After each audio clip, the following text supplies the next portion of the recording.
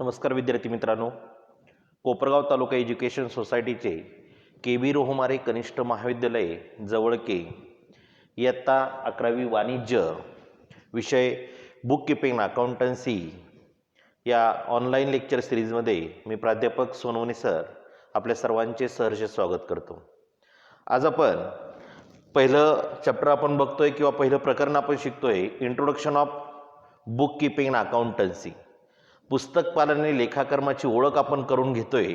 त्यामध्ये ओळख करून घेत असताना आपण बिझनेस म्हणजे काय बघितलेलं आहे, त्याचबरोबर 19 इम्पॉर्टंट टर्मचा अभ्यास आपण यापूर्वी केलेला आहे। लास्ट लेक्चरपर्यंत आपण 19 इम्पॉर्टंट टर्म्स शिकलेलो होतो आणि 19 इम्पॉर्टंट टर्म्स मी लास्ट पिरियडला पण सांगितलं होत्या, खूप महत्त्वाच्या टर्म्स आहेत।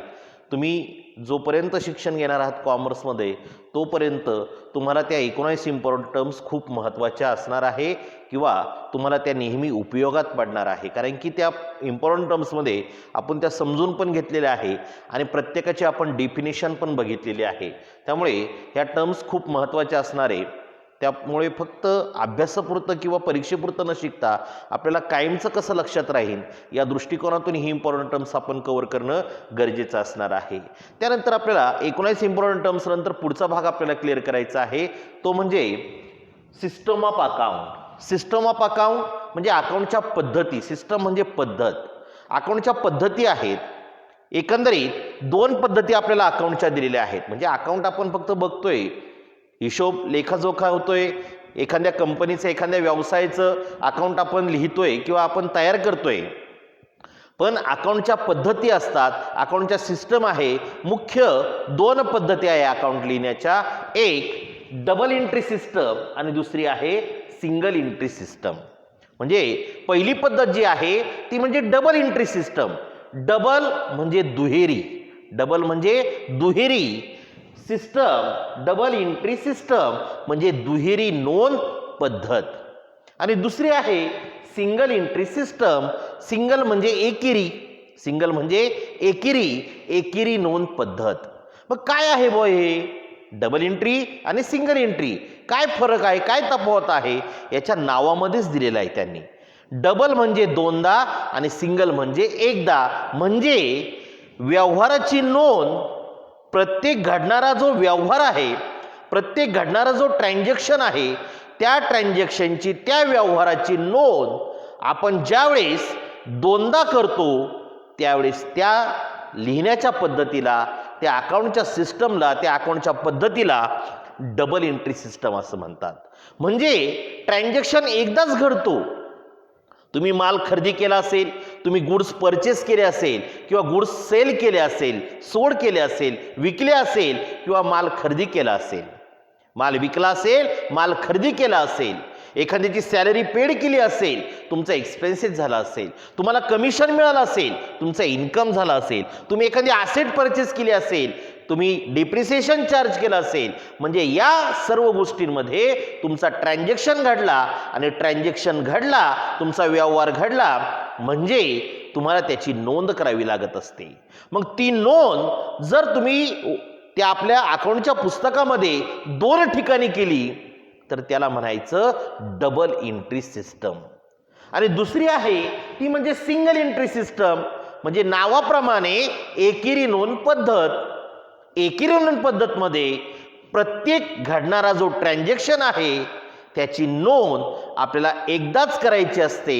म्हणजे ज्यावेळेस अकाउंटच्या एका पुस्तकात किंवा एकदाच नोंद केलेली असते त्याला आपण म्हणतो सिंगल एंट्री सिस्टम, आणि ज्यावेळेस 2दा नोंद करतो त्याला म्हणायचं डबल एंट्री सिस्टम। म्हणजे नावामध्ये त्याचा अर्थ पण स्पष्ट होऊन जातो असतो। डबल एंट्री सिस्टम दुहेरी नोंद पद्धत, सिंगल एंट्री सिस्टम एकेरी नोंद पद्धत। मग दुहेरी नोंद पद्धतमध्ये प्रत्येक ट्रान्झॅक्शनची नोंद ही 2दा होते आणि एकेरी नोंद पद्धतमध्ये प्रत्येक ट्रान्झॅक्शनची नोंद ही एकदाच होत असते। नेमकी काय आहे आता बदल, तो जाणून घेणं गरजेचं असणार आहे। अकाउंटन्सीमध्ये पैशांचा हिशोब ठेवला जात असतो। अकाउंटन्सीमध्ये आपण पैशांचा हिशोब लिहित असतो। पैसा आला, पैसा गेला याचा हिशोब आपल्याला ठेवावा लागत असतो आणि प्रॉफिट झाला की लॉस झाला हे आपल्याला इथं फाइंड आउट करावं लागत असतं किंवा शोधावं लागत असतं। मग हे लिहित असताना जर प्रत्येक व्यवहाराची नोंद तुम्ही दोनदा केली असेल, तुमच्या अकाउंटच्या पुस्तकांमध्ये प्रत्येक घडणारा जो व्यवहार आहे तो तुम्ही जर दोनदा लिहिला असेल, दोनदा रेकॉर्ड केला असेल, तर तुम्हाला अकाउंट लिहिण्याला सोपं जाणार आहे. तुमच्याकडून जर काही चूक घडली असेल तर ती चूक तुमच्या लगेच निदर्शनास येणार आहे, तुम्हाला लगेच ती सापडणार आहे. म्हणून डबल एंट्री सिस्टमने आपण अकाउंटिंग करणं गरजेचं असणार आहे. तसं सिंगल एंट्री सिस्टममध्ये घडणाऱ्या व्यवहाराची नोंद, झालेल्या ट्रान्झॅक्शनची नोंद ही आपल्याला नावाप्रमाणे सिंगल म्हणजे एकदाच करायची आहे. म्हणजे जे अकाउंटचं पुस्तक आहे, जे अकाउंटची बुक आहे, आपल्यावाली वही आहे, त्याच्यामध्ये आपल्याला फक्त घडणाऱ्या ट्रान्झॅक्शनची एकदा नोंद करायची फक्त. म्हणजे कदाचित ती जो नोंद राहून गेली असेल तर आपल्याकडून ते अकाउंट चुकणार आहे आणि आपल्याला लवकर लक्षात येणार नाही की नेमकी चूक कुठं घडलेली आहे. कारण की सिंगल एंट्री सिस्टममध्ये व्यवहाराची नोंद एकदाच होत असते, तशी डबल एंट्री सिस्टममध्ये व्यवहाराची नोंद दोनदा केलेली असते. मग दोनदा म्हणजे नेमकी कसं? तर डबल एंट्री सिस्टममध्ये असं सांगितलेलं आहे त्यांनी, double entry system it is the system of accounting. It is the system of accounting. ही अशी पद्धत आहे अकाउंटची, लेखाकर्माची, हिशोब लिहिण्याची. It is the system of accounting in which each transaction is recorded at two place. म्हणजे ही अकाउंटन्सीची अशी पद्धत आहे, ही अकाउंट लिहिण्याची अशी पद्धत आहे की त्याच्यामध्ये in which each transaction, each म्हणजे प्रत्येक, घडणारा जो काही प्रत्येक व्यवहार आहे तो प्रत्येक व्यवहाराची नोंद is recorded at two place. Two place म्हणजे दोन जागी आपल्याला त्याची नोंद करायची असते. मग त्या दोन जागा कोणत्या? तर त्यांनी सांगितलेलं आहे that is debit and credit. हे शब्द खूप महत्वाचे आहे. ज्यावेळेस अकाउंटन्सीच्या पद्धतीमध्ये किंवा ही अकाउंटची अशी पद्धत आहे की ज्या पद्धतीमध्ये प्रत्येक घडणारा जो व्यवहार आहे त्याची नोंद तुम्ही दोन ठिकाणी ज्यावेळेस करता त्यावेळेस त्या पद्धतीलाच म्हणतात डबल एंट्री सिस्टम. मग डबल एंट्री सिस्टम मध्ये प्रत्येक घडणारा जो व्यवहार आहे तो न चुकता आपल्याला दोन ठिकाणी काय करायचं आहे? रेकॉर्ड करायचा आहे. दोन ठिकाणी रेकॉर्ड केला म्हणजे कुठंतरी एखादी जर चुकी नकळत घडली असेल, आपल्याकडून काहीतरी ओमिशन झालं असेल, आपल्याकडून वगळून गेलं असेल, आपण लिहायचं राहिलं असेल, नकळत एखादी जर चूक झाली असेल तर ती चूक लगेच निदर्शनास येते डबल एंट्री सिस्टममुळं. तसं सिंगल एंट्री सिस्टममध्ये एकेरी नोंद पद्धत असते आणि प्रत्येक घडणारा जो व्यवहार आहे तो तुम्हाला एकदाच नोंदवायचा असतो, एकदाच त्याची नोंद करायची असते. म्हणून कदाचित जर चुकी घडली तुमच्याकडून तर ती लवकर निदर्शनास येत नाही, ती चूक लवकर सापडत पण नाही. म्हणजे डबल एंट्री सिस्टम ही अकाउंटन्सीची परिपूर्ण सिस्टम आहे, ही अपूर्ण नाहीये. It is the complete system in accountancy. ही पूर्ण सिस्टम आहे. Single entry system is incomplete system in accountancy. Single entry system incomplete आहे, ती पूर्ण झाल्याचं समाधान होत नाही. डबल एंट्री सिस्टम मध्ये तुम्ही ज्यावेळेस अकाउंट लिहिता त्यावेळेस ते अकाउंट टॅली होत असतं.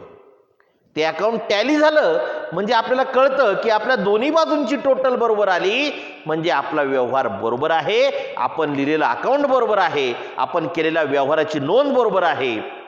पण तसं सिंगल एंट्री सिस्टम मध्ये कुठल्याही प्रकारचं टॅली येत नाही. तिथं फक्त प्रॉफिट किंवा लॉस आपल्याला फाइंड आउट करावा लागत असतो.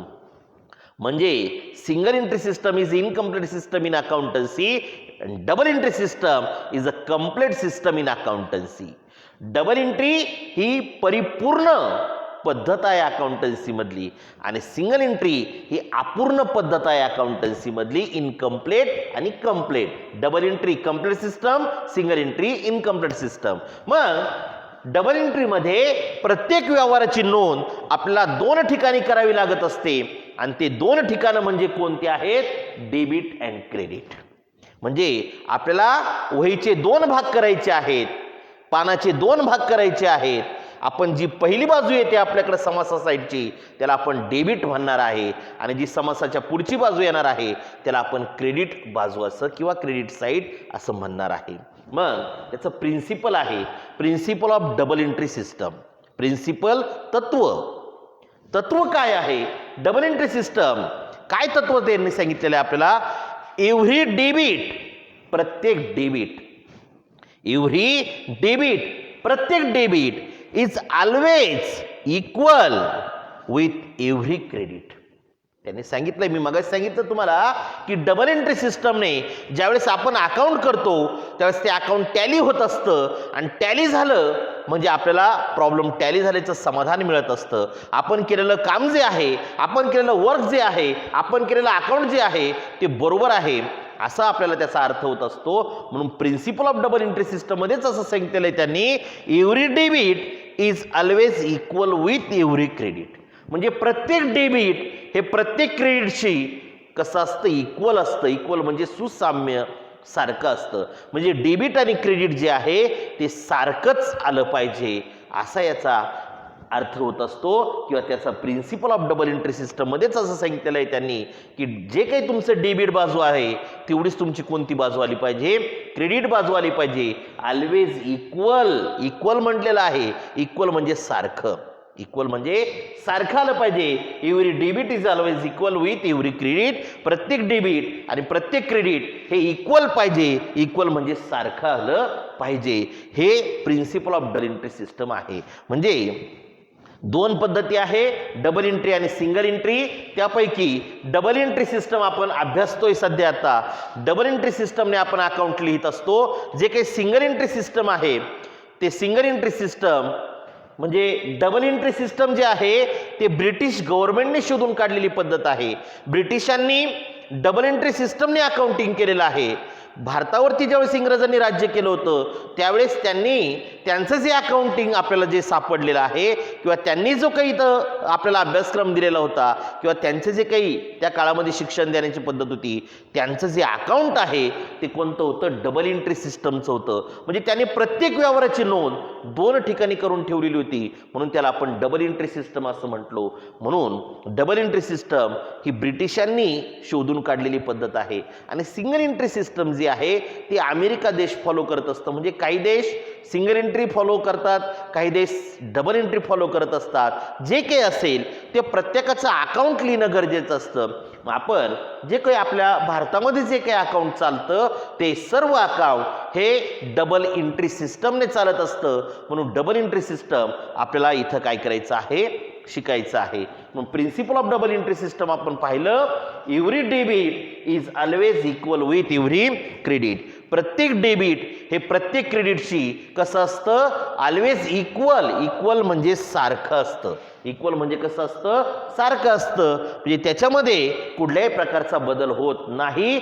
जेवढी तुमची डेबिटची टोटल आहे तेवढीच तुमची कसली असली पाहिजे क्रेडिटची पण टोटल असली पाहिजे. म्हणून every debit is equal with every credit. आपण आज सिस्टम ऑफ अकाउंटिंग शिकलो. त्यामध्ये दोन पद्धती एक डबल एंट्री आणि दुसरी सिंगल एंट्री सिस्टम. पुढच्या